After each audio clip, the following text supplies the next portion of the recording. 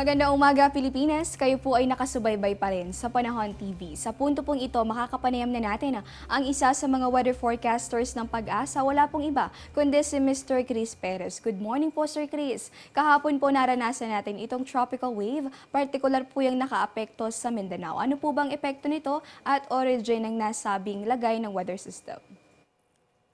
Magandang umaga, Desiree, at sa mga taga-subaybay ng Panahon TV.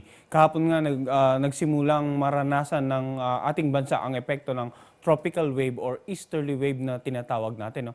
Now, ano nga ba itong tropical wave nito? May hahalin tulad natin ito sa isang low pressure area. Bagamat mababa ang central atmospheric pressure nito, ito ay kumikilos din mula dito sa silangan, pakanluran, katulad ng mga karaniwang low pressure area na nakakaapekto sa ating bansa.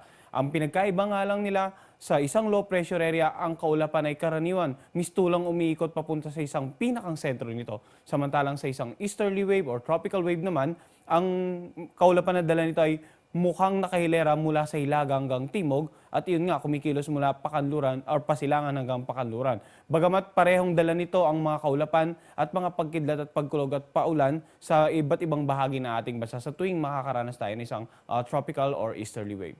At nalinawan nga tayo sa ibig sabihin at mga epekto ng tropical wave. Ito naman, Sir Chris, maalinsangang panahon po yung ating napansin na umiiral dito sa Luzon at Visayas noong mga nakalipas na araw. Maikukumpara po ba natin yung ganitong klaseng init sa nakalipas na panahon ng tag-init? At ano po ba yung inyong naitala na top 3 highest temperatures mula nung magsimula yung monsoon break?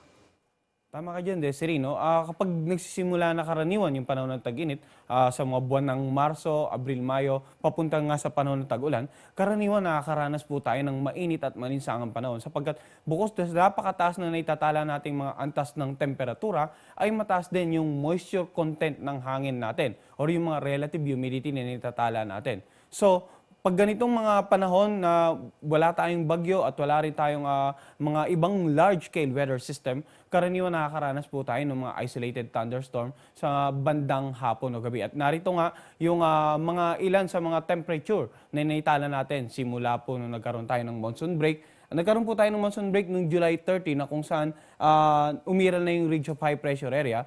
Mapapansin natin, noong July 16, nakapagtala tayo sa General Santos City ng 37 degrees Celsius. Samantala, July 16 din, same day, 36.8 degrees Celsius naman ang inaitala natin dito sa may bandang Tugigaraw.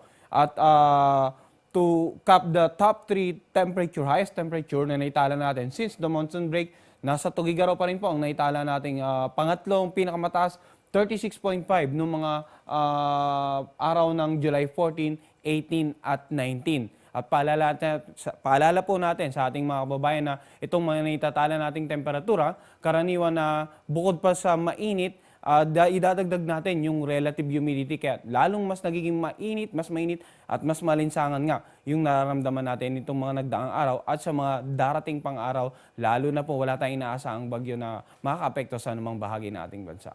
Nako, nakakaranas nga pala tayo ng mainit na panahon kaya naman po kaugnay niyan, Sir Chris. Ano po ba yung ating inaasahang mga temperatura sa mga pangunahing lungsod sa bansa ngayong araw ng Miyerkules? Desiree, may kataasan pa nga rin yung mga inaasahan natin. Dito sa Metro Manila, sa Metro Cebu, sa Metro Davao, mapapansin natin ang minimum dito sa Metro Manila ay 26 at 34 degrees Celsius naman ang maximum temperature na inaasahan natin sa araw na ito. Sa Metro Cebu, naglalaro rin in between 26 degrees Celsius up to 33 degrees Celsius ang minimum and maximum temperature. Habang dito sa Davao, mababa ng konti ang minimum temperature, 25 lamang at ang maximum temperature around 32 degrees Celsius. At ito po, Sir Chris, panghuling katanungan na lamang po, ano po bang aasahan nating lagay ng panahon sa mga susunod na oras?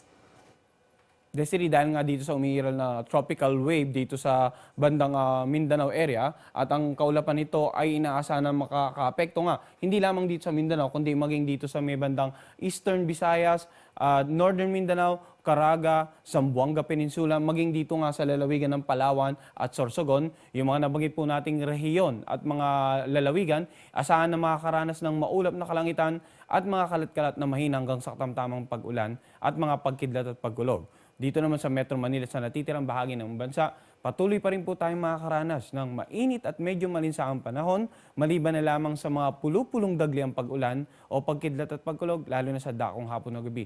At gaya ng nabanggit natin, wala po tayong inaasahang bagyo sa loob ng 24 na oras, maging sa susunod na 2 hanggang 3 araw. At ayan, siksik nga itong ating naging panayam. Walang iba kundi kay Pag-asa Weather Forecaster Chris Perez. Maraming salamat po sa inyong mga ibinahaging kaalaman sa amin ngayong umaga. Diyan lamang po kayo, magbabalik pa kami matapos ang isang paalala.